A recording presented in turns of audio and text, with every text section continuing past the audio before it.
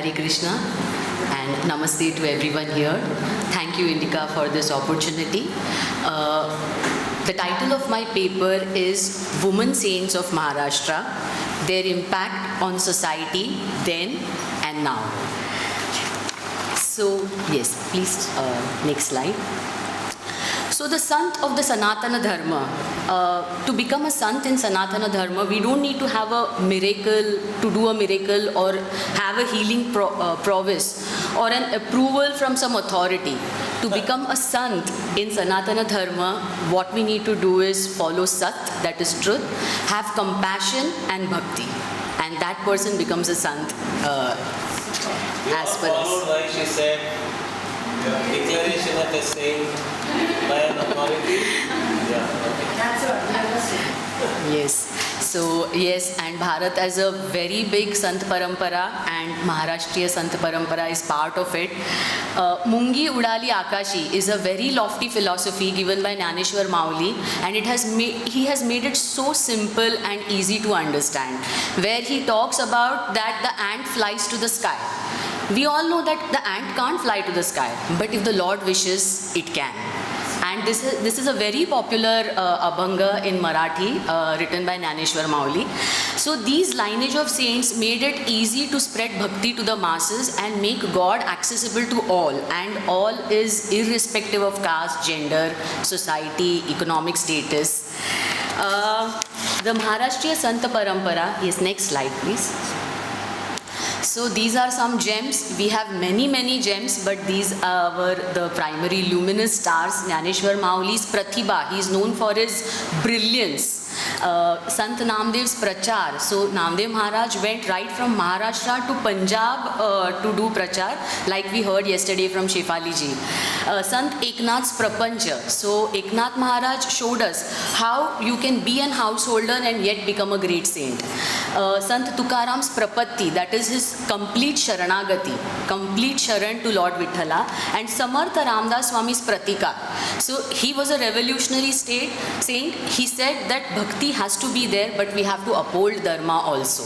So we have to protect our dharma. So he went on to do that extra bit too. So if we have such a great lineage, how can women be left behind? And Maharashtra has a very big Santa Kaviyatri Parampara also. Next slide please. I am going to take three in particular. There are many more, but three in particular. These were three women saints who not only were women, which was one challenge of those times, but apart from that, they all had one more challenge to overcome in their journey towards spirituality. Janabai, Muktabai and Kanopatra. Next slide please. So we heard about Sant Janabai yesterday from Shefali ji. So she was born in a lower caste and was sent to serve at Namdev Maharaj's house, where she was a dasi, and Namdev Maharaj became her guru also, her spiritual guru. This was a Varkari family and they were following bhakti to the T. And she used to do all the menial work, but she was steadfast in her devotion to Lord Vithala. You will see that in her Habangs there is a lot of influence of her contemporaries also, like Jnaneshwar Mauli, Nivrutti Nath, Chokha Mela. In fact, it is said that her Vyakhyan on Raja Harishchandra ji moved Mauli to tears. So that was the impact that she had on other saints also. Her Abhangas are very simple but equal to lofty philosophies that have been given by Tukaram Maharaj also. We will see a sample of her work. Next slide please.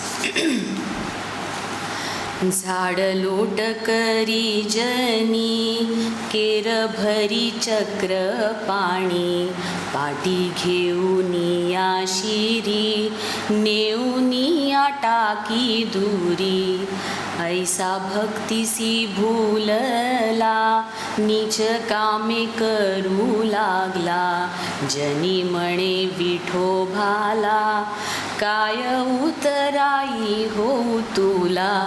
So So here she is saying that I am doing the dusting, but you are filling up the dustpan, taking it on your head and going so far away. So you are helping me in every work that I am doing, and how can I repay this debt to you?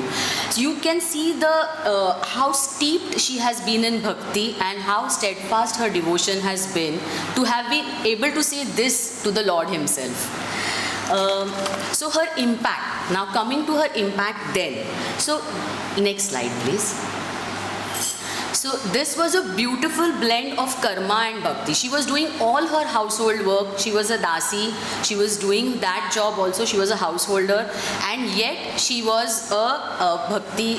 She was following the bhakti marga. So she is a Raja Yogi, and you see the transition from Dvaita to Advaita. In her work, you see how she has moved from Dvaita and become a proponent of Advaita. She was a role model to other women because the other woman could identify with her, a dasi who can be a saint. And through her abhangas, through her very simple words and usual parlances, usual examples of daily life, she has been able to convey so much that other women could also recite it while they were working. So this made it very important for them also, and that made Janabai a very big saint. So from a dasi to a saint, and huge impetus to the Varkari Sampradaya. So she was the one who brought in independence of women in the Varkari Sampradaya. So as Namdev Maharaj says, Jani's abhangas are composed by God himself. All saints listen to her religiously. Blessed is Jani, blessed is her devotion. It seems it is stated that the Lord himself used to write her poems. So this is chronicalized. My next saint is Sant Kanopatra. No, the slide before this. So yes, her challenge. Next slide, sir. Yeah, this one. Yes. So she was born to a courtesan mother. So imagine that not even from the community, but she was on the periphery of the community. When she was a teenager, she saw a Varkari group going to Pandharpur, and she asked them one question: will the Lord accept me also the way I am? The Varkari said the Lord doesn't make any distinction.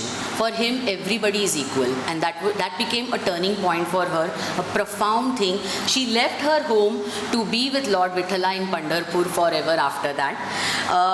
She took complete Sharanagati at his feet because she has stayed in Pandharpur. It is said, and it is chronicalized, that Nawab ruler Bedar Badshah sent soldiers to fetch her, hearing about her beauty. But she went inside the Gabhara and became one with Lord Vithala. And there is, her samadhi is inside the Pandharpur temple, which I think is proof enough that she did leave her physical body in the temple. So one of Sant Kanopatra's works, yes, next slide please. दीनपतित अन्यायी शरण आले विठाबाई, मी तो आहे यातीहीन न कळे काही आचरण, मज अधिकार नाही भेटी देई विठाबाई, ठाव देई चरणापाशी तुझी कान्होपात्रा दासी. So she is saying that I'm deen, I've done sins, I don't know what is the right way of doing things, I don't know the acharan, but I have come Sharanagati and I now need shelter at your lotus feet. And I think she attained that. Her impact then. So she achieved sainthood even without a guru. There were many other female gurus, like Janabai had Namdev Maharaj as guru. You will see Venabai had a guru in Ramdas Swami. But Kanopatra didn't have a guru, definitely not a male guru, and yet she has become a popular saint. Impact on Varkari Sampradaya is huge. We have only 30 abhangs of hers with us, out of which 23 today are part of the Sakala Santagatha of the Varkaris, which is no mean feat. She was voice of the marginalized woman. Like I said, she was from the periphery of the community, and her abhangs talk about struggle, rejection, hostile treatment from the community, and yet there is so much spiritual undercurrent to it. She has been a symbol of integration, of extremes of a continuum. So you see dichotomies in her, of the sinner saint, Sringara Bhakti, of marginalized privileged, of sexual spiritual, and all these appear blurred in her because she has attained that sainthood. Sant Venabai next, yes. Now her challenge, she was born in a Brahmin family, married and widowed at the age of 10. She took to Eknathi Bhagavad Parayan because she was encouraged by her mother-in-law. So here we see that it's noteworthy to see that the usual cliche that, the mother-in-law used to harass the widowed daughter-in-law. We see that that is not the case in here because it was her mother-in-law who encouraged her to start reading the Eknathi Bhagavad Parayan.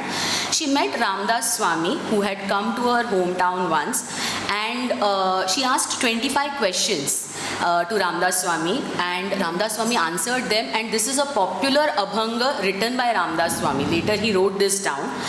And after this meeting, the Jai Jai Raghuveera Samartha, which was the Ramdasi Sampraday's bhakti call, kept ringing in her ears. After this, when she went to her family home, to her mother's house, Ramdas Swami paid a visit to that hometown also, as he used to travel.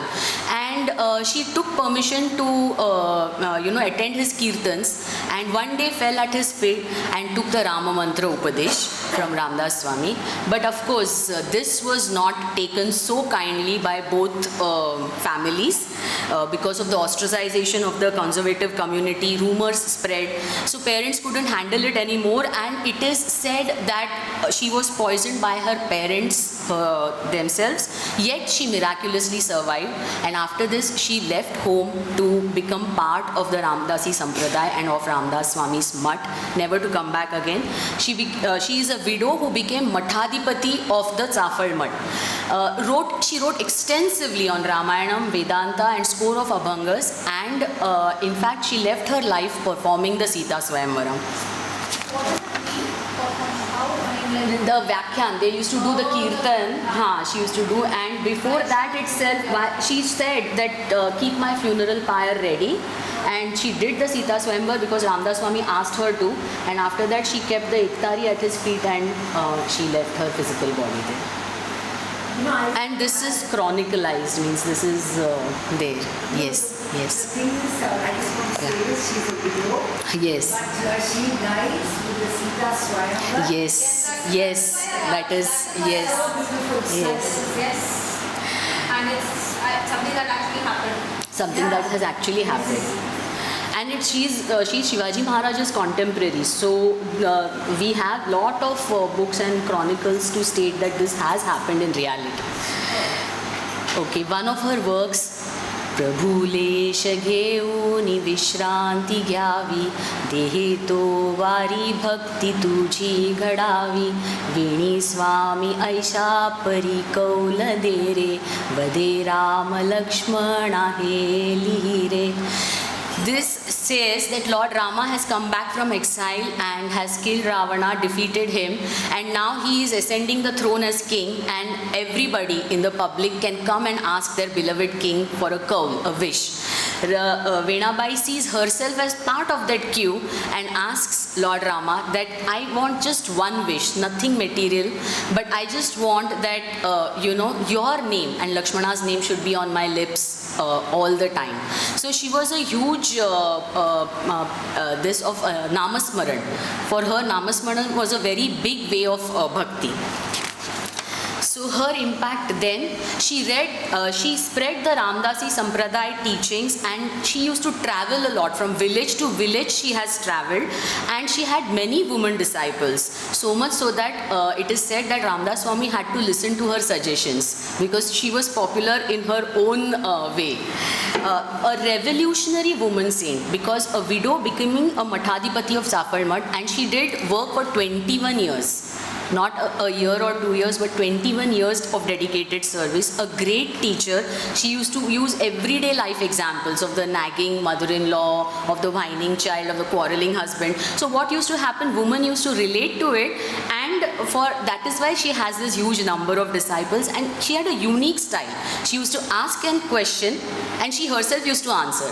So that simplified the things for all the masses, and that created the popularity in her. So the impact now that we see is that these women saints sowed the seeds of feminism or woman empowerment by sheer strength of their individualism. I'm not talking about feminism in the negative connotation, but in the woman empowerment aspect, that they broke the glass ceilings repeatedly without knowing that they have done that. Continuing traditional values over centuries, their imagery in their abhangs still holds true till date, because we are also facing the same issues.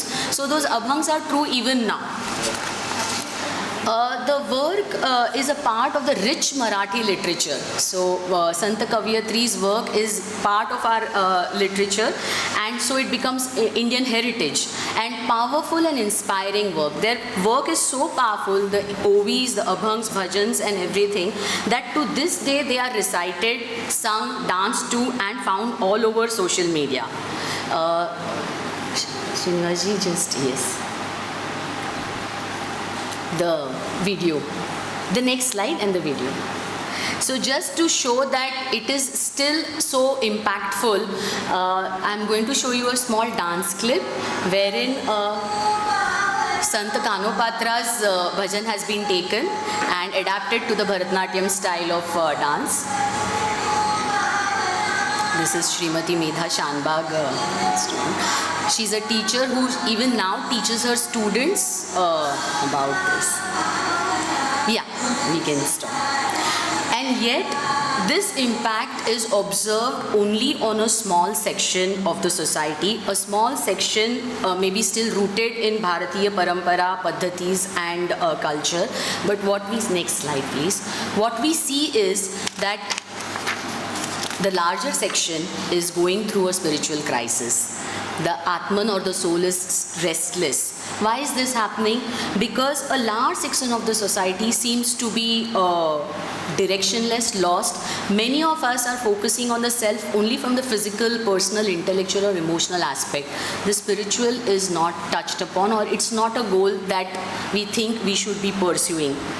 So what happens is, especially in women, this is very prevalent. They're trying to strike so many balances. So maybe carried away by the feminist syndrome, maybe peer pressure, or because of that, the existential dilemma that they have, and because of which they keep needing to strike this work-life balance. So in my 23 years of practice as a psychologist, let's keep the clinical disorders apart. That's not to be touched upon. Apart from that also, I see so many souls suffering because they feel lost, not rooted and directionless. And that is why they come for counseling, because they are seeking something. So as per me, to take just the discussion ahead, the malady is that the spiritual anchor is missing in people's lives. We have made great progress in all fields, yet peace seems to elude us. And what is happening is importance is given to materialism, monetary and career gains, name and fame. This is bringing up an irrational belief that if we have not attained this, we are a failure. And reasons can be the presence of the modern society, peer pressure, Western influence, whatever it is, but a large section of the society is going through this syndrome of we are failures. And there is no alignment of life goals towards the self's authentic core. A whole generation is caught up in this. Yeah, I'll just 2 slides, last 2 slides. This is my discussion. Quickly, yes. What happens is a whole generation is caught up in this self-defeating and erroneous processing of our priorities, and they keep calling themselves as losers. I am very saddened at times to hear my clients say that I'm losers after having gotten this human birth, and to say that I'm a loser, that I have not achieved anything. So if we want to save future generations from this self-sabotage, what the urgent requirement is of bringing Adhyatma or spirituality back in our lives. So the next slide please. per me, I have put this as the treatment. Teachings of our saints to be assimilated back in our lives, especially of these women saints who are such role models, who had challenges and yet had both their oars in the water. So singing bhajans, listening to kirtan, stories from Ithiyasas and Puranas, all this at childhood itself. If we can bring this back and incorporate at the family level and take it ahead at the community level. Next slide. And the complete cure is bhakti to be made an integral part of daily life. So what the works of our saints tell us, that bhakti plays such an important role in our lives, and if we can incorporate that bhakti marga, I'm sure that we will be able to realize our authentic core, know our purpose in life. Nagaraj sir said yesterday that bhakti is the beginning.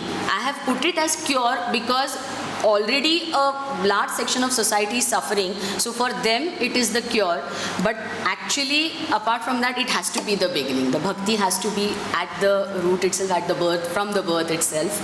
It could help us realize that the anchor that we all need to stay centered and grounded in life is to have devotion and faith in the Lord. So moving forward, if we can just take this. I love your singing the best. Oh, thank you. Thank you. And just an observation, like anything changed when you saw, I think like she was from the lower caste. Can Yes. we, stop saying that? It is. No, but I looked at the thing you were translating. She never said she was from lower caste. She just said she was heen. Why translate heen into lower caste? No. Kanhopatra said I am heen, sinner. That is Kanhopatra's words. Lower caste is Janabai. What did she say? So What is the word she used? she used to say I am a dasi, and her works completely. Dasi translated into lower caste? No, she was that time. Who is translating this dasi into lower caste? Because caste is used as a kind of short form, shortcut to everything. Any kind of problem in society is called caste. No. So who is translating this dasi into caste? She's called herself a dasi. She's called herself a dasi, and. Dasi is equal to lower caste. No, so the works that I read, in that it was mentioned that though being from a lower caste, she was brought to Dama Shetty, which is Namdev Maharaj's. Being from a lower caste is added to everything. What can one say? No, but the thing is, the positivity is that after coming here, she was able to transcend herself and come out of that stereotypy. Yeah, from that stereotypy. She means a slave, isn't it? No, So a menial, yeah, she was doing menial. Saranagati. Correct. I'm just trying to say that everything, why are we emphasizing or reinforcing that they are from that lower caste? Absolutely. That's what I meant. I didn't mean it like that. Correct. I understood. And that is what we need to break that stereotypy. Just that I wanted to bring in that aspect of what was her challenge at that time in that society of 13th centuries. But you see, you are seeing that challenge through the works of people who have represented that. So you are also reading things that have been written by people. So you are not seeing reality itself. So we really don't know how that reality has been represented by the people who have been writing. Sometimes everyone writes through the prism of caste. And this is the problem of caste studies today. That things have been written through the prism of caste which need not have been written. So again, this is an issue which needs to be flagged. Correct. And an issue which needs to be thought of when we are doing all our work. I think we are running short of time, so we Thank have you to so much. thank you. And the bhakti, you were saying youngsters should be encouraged. Yes.